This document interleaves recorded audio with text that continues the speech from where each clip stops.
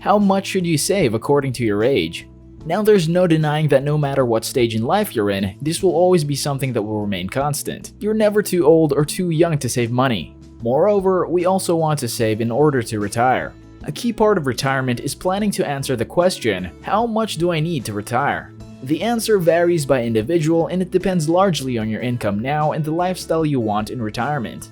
Knowing how much you need to save by age can help you stay on track and reach your retirement goals. That's what we'll be talking about in today's video. How much should your net worth be depending on your age, and how much money you should have saved by now and in the future. We'll also talk about investments you should try out, so stick around for that. Firstly, we need to calculate your net worth. When it comes to this, we need to add up all your assets. This includes your investment or retirement accounts, 401ks, HSAs, IRAs, home equity, valuables, or even your car or any available cash.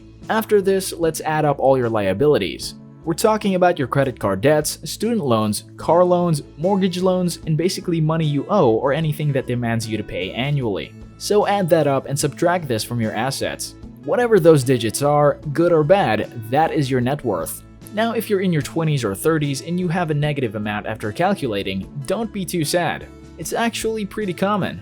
The average net worth for people in this age range is surprisingly negative. During this time, you might be spending a lot because you might be buying a new house, starting a family, or maybe getting your own car, and this is understandable. When you owe money, your net worth will accordingly be negative. Compound interest isn't on your side yet. Your starting salary is likely too low to be saving a substantial amount, but forming the habit is still important. Saving anything may seem like a challenge, but the important thing is to start saving and to start small, such as putting aside a few $100s into an emergency fund. So, bottom line, your net worth by 20 years old is surprisingly $0. Yes, you heard us right. If you're earning anything above that, then you're already doing well for an average 20-year-old. But why settle for mediocrity? Consider taking on a side gig or a job to generate a little extra income for your savings. Or you can consider some passive income ideas. As you gain work experience and move on to a career track, you can amp up your contributions to your emergency fund and to your retirement account as well. We also suggest that you get an IRA account. You can get a free account by Webull or M1 Finance and give whatever amount you have, and we guarantee that this will grow into a significant amount when you're already in your 30s. This brings us to our next milestone, your 30s. Those aged 35 to 44 earn an average income of $103,272 before taxes according to BLS data. Conventional wisdom states this should have 3 times that amount saved for retirement. Earnings are typically higher in this age range. Compound interest will help your savings grow faster too. It's important to know that you should start saving up and investing as soon as possible. One reason it's so important to start early is because of compound interest. This is especially true with a retirement fund or other invested savings. Starting early is also about building habits and learning about your finances. We can't express enough the magic of compound interest and how helpful it is. So let's use a brief example. If 2 people put the same amount of money away each year, earn the same return on their investments, and stop saving upon retirement at the same age, one will end up with nearly twice as much money by starting at 22 instead of 32. Put another way, the investor who started saving 10 years earlier would have about $500,000 more at retirement. It's that simple, so you better start working on it early. Moreover, by this time, you should go have an HSA account and a 401k account as well. Lastly, you should have a credit score around 700 to 750. If you don't have that yet, well then don't be too discouraged, because it's never too late to start building it. Also, by this time you should have at least saved a year's worth of your salary. Our next milestone is when you're 40 years old. This is the time you hit your peak earnings. It's also when you'll spend the most money in your life. Those aged 45 to 54 earn an average yearly income of $107,094 before taxes. Experts tell these stressed out folks they need 6 times earnings in their retirement accounts. Overall monthly expenses remain elevated during this time. By this time, you should think about saving at least 3 times of your yearly salary. By age 40, you should have saved a little over $175,000 if you're earning an average salary and following the general guideline that you should have saved about 3 times your salary by that time.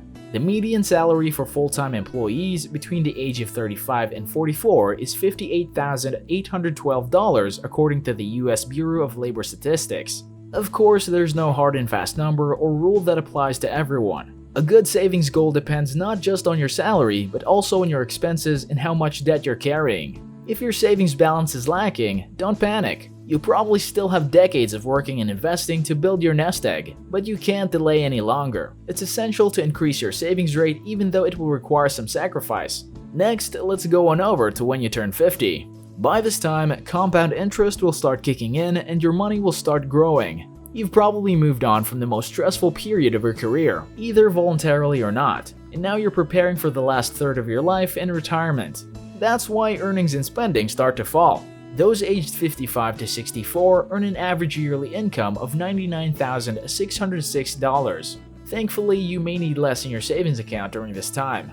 By your 60s, you probably have a good idea of what retirement will look like. According to guidelines created by investment firm Fidelity, at age 60, you should have saved roughly 8 times your annual salary if you plan to retire at age 67. That's about $500,000 invested around 4% to generate $20,000 per year. To know your magic number, take your annual spending, then multiply it by 25. The result is the amount you need to invest at least 4% to support your retirement.